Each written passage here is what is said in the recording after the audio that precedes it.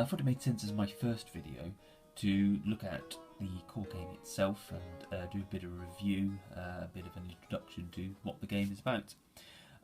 So Talisman is a fantasy board game. I think it was first made in the 80s.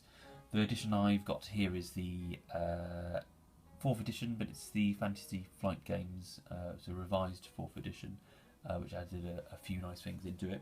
The 2nd edition is the one that probably most people got into the game through, and is quite sort of widely regarded as the kind of the definitive version. The 3rd edition was possibly a bit of a misstep.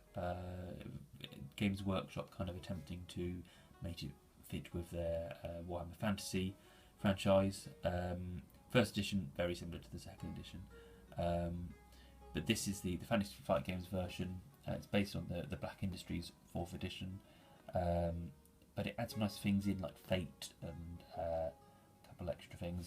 The character pieces as well are added in for this edition, rather than the cardboard cutouts in the Black Industries version. What you get in the game, you get some cards. You get these adventure cards, you get these spell cards, you get some quite nice dice actually. These are the talisman dice, which have a little picture of the talisman on it for 1 instead, quite nice looking. You get a piece for each of the characters. This is the troll one. You get your character card. You get some really nice coins that I find here. There they are. Nice coins, which are actually like little gold coins. And you get various coloured cones which you can stack or you can place beside your card to represent strength, craft, and life. The edition for this edition for the game is the fate tokens, dark on one side, light on the other. The dark light side of the fate is something that will come in the upcoming Woodland expansion. At the moment though, it's just used as fate, and the two different sides don't really do anything. So the aim of the game, the Talisman, is to travel around, building up your characteristics, so your strength, your craft, getting magic objects and non-magic objects to build up your character, and then journey into the centre region, eventually reaching the Crown of Command in the centre there. The centre region basically consists of a lot of trials of strength and craft and life and things like that to see how strong you are. When you get to the centre, actually interestingly, it's not an automatic win. You basically then start taking lives off of the other players gradually, and so it produces quite a nice race to the finish at that point, because once somebody's on the Crown of Command, everybody else just has to keep trying to get to the Crown of Command. There can be some quite exciting moments where somebody's on the Crown of Command and another player is in the inner region trying to get to them. So your basic mechanics in the game is a dice roll, and then you move left or right that many spaces. So some people criticise this as being kind of random, and it feels a bit like Monopoly or a game like that. Is fairly random. It's a bit less than something like Monopoly, where you've just got the one choice of move this way. So you've got the left and right choice, where you can pick, am I going to go for this space where I draw a card, or this space which has some kind of effect. What will also happen as the game goes on is some cards will be left on the spaces, so undefeated enemies or places or so on. So you've then got a choice of, do I go to this place with this effect, or have I got that enemy there?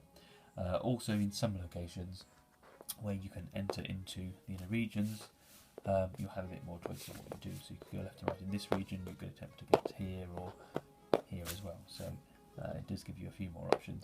I think for people who do take the game fairly seriously, they might not like this mechanic. They might prefer it maybe with a couple of expansions added, because that gives you a few more choices in where you position yourself in which region and so on. But if you take the game quite seriously, you might not enjoy this game. The game really is all to do with the story of it, and the humour of it, and enjoying the story.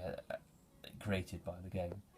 There are tactics to it, and actually I found consistently one player tends to win our games, and it sort of shows there is some kind of strategy there, but it's a more zoomed out strategy than a single turn. It's to do sitting there going, okay, I'm going to try and build up gold, then I'm going to do this, then I'm going to do this, or judging when you're going to go into the mid region or so on. So dice roll back and forth. That's your basic movement. Most spaces will make you draw an adventure card, which is one of these. Some of them will get enemies on which you fight. Some of them have effects, some of them are magic objects,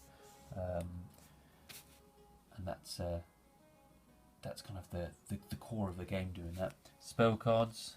One of the interesting things in this is, although you do have spellcasters, so you have wizards and so on who have an advantage on the spell front, actually any player, providing they've got the craft level, can cast spells. So there's kind of quite an interesting element there of spells are not something that's unique to a couple characters. They're something that everybody can interact with and use. The combat is, I think, quite nice and simple.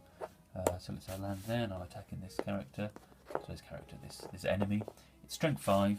I look at my strength, so on my character card for the troll, my strength is 6. Okay, I roll a dice for myself and add my strength. So 3 plus my strength is 9. I'll roll a dice and add their strength. Strength 5 plus 3 is 8. Okay, so I've beaten them because my score is higher. I then get to keep that card as a trophy and defeat that enemy. If it's the same, then the card would stay there, I would stay there. It's a kind of standoff. If their attack result beat mine, I would lose a life. You can have combat with other players as well in the game, so you can, in the same kind of way, land on another player, attack them. You then get the choice of stealing one of their objects or taking their life. And so that's something that people use quite a lot. If somebody's got a particularly good object that they want, they might go for that character and try and beat them that way. The fate tokens, they are quite a nice addition to this version of the game. They allow you to re-roll a dice roll, so you can pay a fate token, re-roll a dice roll. Again, they get rid of the randomness that people don't like in the game a bit. Provide you quite a bit of strategy of when do you use these. Do you try and attain some more of these?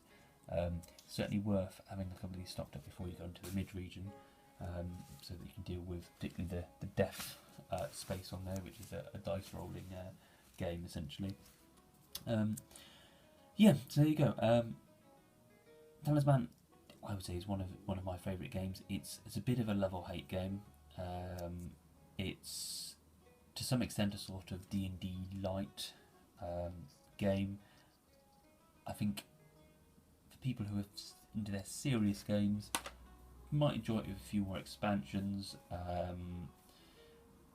For people who like sort of a game that's fun and fairly simple to play and easy to play, it's a good one. Downsides to it, the randomness, or apparent randomness, can be considered downside. Can take a while to play. There's ways around that.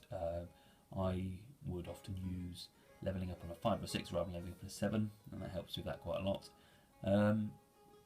But yeah, overall, it is a good game, despite its apparent kind of age. It's a very fun game, very nice presentation to it. The board, as you can see, has got a lovely kind of richness to it. The theme of the game, the feel of the game, is that it's a very sort of nice fantasy world that it creates. It's not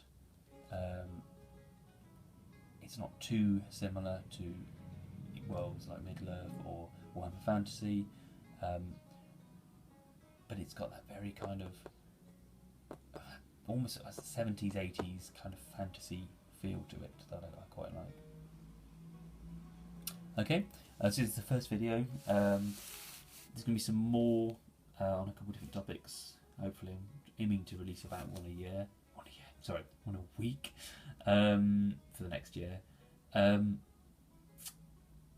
there'll be some more reviewing some of the expansions.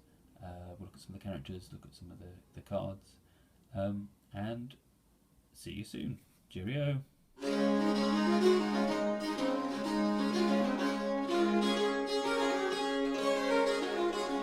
La novella della badessa sei, nessuno la vuole udire.